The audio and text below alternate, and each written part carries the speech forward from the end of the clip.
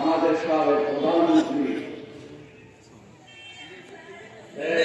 বেগম খালেদা জিয়া, নবমা বেগম খালেদা জিয়ার ইসলামী দল উপলক্ষে আয়োজিত দোয়া মাহফিল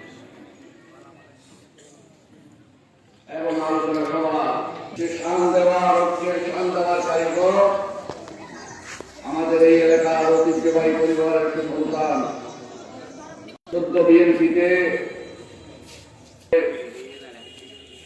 নতুন ভাবে এসেছেন, পুরাতন ভাবে। আমি আশা করবো আমাদের কুমিল্লাবাসী এই প্রতিটি নির্বাচনে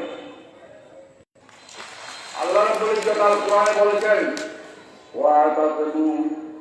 ওয়াতাসিমু বিহাবলিল্লাহি জামিআ ওয়ালা তাফাররাকু ওয়াতাসিমু বিহাবলিল্লাহি জামিআ।